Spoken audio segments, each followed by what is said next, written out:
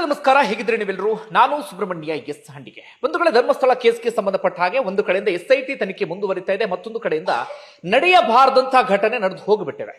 ಪ್ರತಿಯೊಬ್ಬರೂ ಕೂಡ ಖಂಡಿಸಲೇಬೇಕಾಗಿರುವಂತಹ ಘಟನೆ ಇದು. ನಿಮ್ಮೆಲ್ಲರಿಗೂ ಕೂಡ ಗೊತ್ತಿರುವ ಹಾಗೆ ಅಲ್ಲಿ ಸಾಕಷ್ಟು ಮಂದಿ ಯೂಟ್ಯೂಬರ್ಗಳು ವರದಿಯನ್ನ ಪ್ರಸಾರ ಮಾಡ್ತಿದ್ದಾರೆ. ಅಂತಹ ಯೂಟ್ಯೂಬರ್ಗಳ ಮೇಲೆ ಒಂದಷ್ಟು ಗೂಂಡಾಗಳು ಬಂದು ಹಲ್ಲೆ ನಡೆಸಿದ್ದಾರೆ, ಮನಸ್ಸಿಗೆ ಬಂದ ಹಾಗೆ ಥಳಿಸಿದ್ದಾರೆ, ಅವರ ಕ್ಯಾಮ್ರಾವನ್ನ ಸಂಪೂರ್ಣವಾಗಿ ಪುಡಿಗಟ್ಟುವಂತ ಕೆಲಸವನ್ನ ಮಾಡಿದ್ದಾರೆ. ಏನಾಯ್ತು ಅನ್ನೋದನ್ನ ವಿವರಿಸ್ತಾ ಹೋಗ್ತೀನಿ. ಅದಾದ ಬಳಿಕ ಒಂದಷ್ಟು ವಿಚಾರವನ್ನ ಈ ವಿಡಿಯೋದಲ್ಲಿ ಗಮನಿಸ್ತಾ ಹೋಗೋಣ. ಒಂದಷ್ಟು ವಿಚಾರಗಳಿಗೆ ಸಂಬಂಧಪಟ್ಟ ಹಾಗೆ ನಾನು ಕ್ಲಾರಿಟಿಯನ್ನ ಕೊಡ್ತಾ ಹೋಗ್ತೀನಿ. ಬಂಧುಗಳೇ, ಇವತ್ತಾಗಿದ್ದೇನಪ್ಪಾ ಅಂದ್ರೆ, ಬಿಗ್ ಬಾಸ್ ಖ್ಯಾತಿಯ ರಜತ್ ಅವರು ಸೌಜನ್ಯ ಮನೆಗೆ ಅಂತ ಆಗಮಿಸಿದ್ರು. ಆ ಸಂದರ್ಭದಲ್ಲಿ ಅವರು ಸೌಜನ್ಯ ಮನೆಗೆ ಹೋಗುವಂತ ದಾರಿ ಅಂದ್ರೆ ಪಾಂಗಳಕ್ಕೆ ಹೋಗುವಂತ ದಾರಿ ಅಂತ ಒಂದು ಪ್ರದೇಶ ಇದೆ.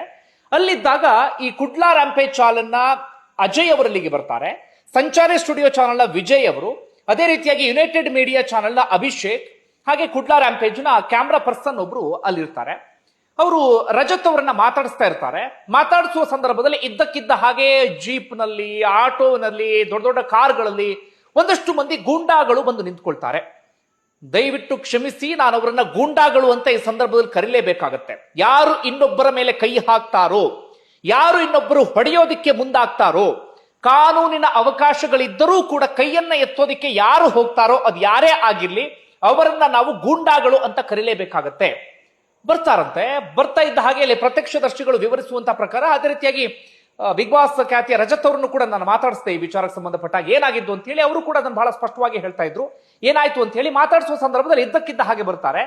ಬಂದು ಅಲ್ಲಿದ್ದಂತ ಯೂಟ್ಯೂಬರ್ಸ್ ಗಳ ಜೊತೆಗೆ ವಾಗ್ವಾದವನ್ನ ಮಾಡೋದಕ್ಕೆ ಶುರು ಮಾಡ್ಕೊಳ್ತಾರೆ. ನೀವು ಕ್ಷೇತ್ರದ ಹೆಸರನ್ನ ಹಾಳು ಮಾಡ್ತಾ ಇದ್ದೀರಿ, ಹಾಗೆ ಹೀಗೆ ಅಂತ ಹೇಳಿ. ಅಂದ್ರೆ ನಾನು ಬಳಸ್ತಾ ಇದ್ದೀನಿ ಆ ಪದ, ಸೌಮ್ಯವಾಗಿರುವಂತ ಪದ, ಈ ರೀತಿಯಾಗಿ ಬಳಸಿಲ್ಲ.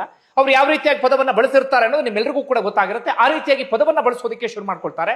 ಹಾಗೆ ಬರ್ತಾ ಬರ್ತಾ ಬರ್ತಾ ಮುಗಿ ಬೀಳೋಕೆ ಶುರು ಮಾಡ್ಕೊಳ್ತಾರೆ. ಒಂದು ಕಡೆಯಿಂದ ಕ್ಯಾಮ್ರಾದಲ್ಲಿ ವಿಡಿಯೋ ರೆಕಾರ್ಡ್ ಆಗ್ತಾ ಇರುತ್ತೆ. ಆ ಕ್ಯಾಮ್ರಾಗೆ ಕೈ ಅಡ್ಡ ಹಾಕ್ತಾರೆ, ಕ್ಯಾಮ್ರಾವನ್ನ ಪುಡಿ ಮಾಡುವಂತ ಕೆಲಸವನ್ನ ಮಾಡ್ತಾರೆ. ಯಾವುದೇ ವಿಡಿಯೋ ರೆಕಾರ್ಡ್ ಆಗ್ತಾ ಇಲ್ಲ ಅನ್ನೋದನ್ನ ಕನ್ಫರ್ಮ್ ಮಾಡ್ಕೊಳ್ತಾ ಇದ್ದ ಹಾಗೆ, ಮತ್ತೊಮ್ಮೆ ಸ್ಪಷ್ಟವಾಗಿ ಹೇಳ್ತೀನಿ, ಅಂತೆ ಕಂತೆ ಊಹಾಪೋಹದ ಕಥೆಯಲ್ಲ.